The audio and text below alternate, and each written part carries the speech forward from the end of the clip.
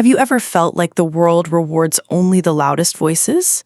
Maybe you've been told to speak up more, network harder, or be more outgoing in order to succeed.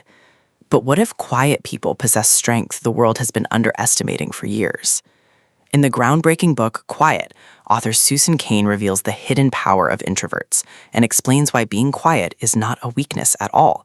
It can actually be a superpower.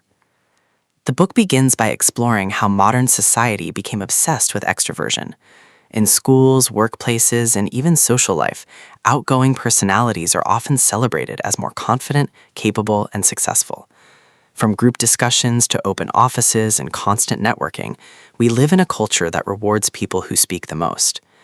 But Susan Cain argues that this extrovert ideal has caused us to overlook some of the world's most thoughtful, creative, and innovative minds.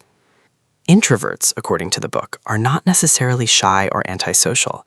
Instead, they simply recharge differently. While extroverts gain energy from social interaction and stimulation, introverts often regain energy through quiet reflection, solitude, and deeper conversations. This difference is rooted partly in biology. Cain explains that introverts tend to be more sensitive to stimulation, meaning crowded environments and nonstop activity can feel overwhelming much faster. One of the most powerful ideas in Quiet is that some of history's greatest thinkers and creators were introverts.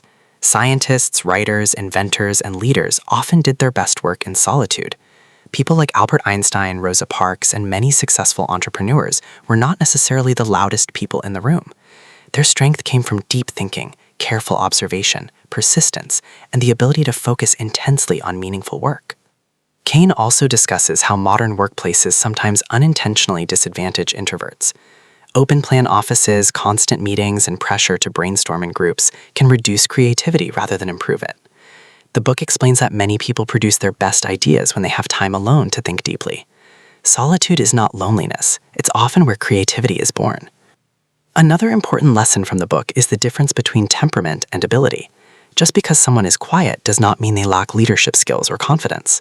In fact, introverted leaders can be incredibly effective because they often listen carefully, think before speaking, and allow others to shine.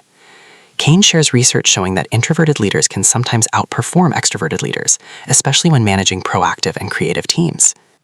The book also explores the emotional challenges introverts face in a world designed for extroverts. Many quiet people grow up believing something is wrong with them because they don't enjoy constant social interaction. They may force themselves to act outgoing just to fit in. Susan Cain encourages readers to stop seeing introversion as something to fix, and instead embrace it as a natural and valuable personality trait. At the same time, Quiet doesn't argue that introverts should avoid challenges or never step outside their comfort zones. Instead, Cain introduces the idea of the stretch zone. This means introverts can absolutely learn to speak publicly, lead teams, or perform confidently when it matters deeply to them. The key is doing it with purpose, not pretending to be someone they're not. You don't have to become loud to become successful. One of the most inspiring parts of the book is its message about authenticity. The happiest and most successful people are often those who understand their natural strengths and build lives around them. Introverts thrive when they create environments that allow them to think deeply, work meaningfully, and connect genuinely with others. The book also reminds us to appreciate quieter people around us. Sometimes the calmest person in the room is the one observing everything carefully. Sometimes the person who speaks less has the most valuable insight. By learning to value both introversion and extroversion, we create stronger teams, better relationships, and more balanced communities.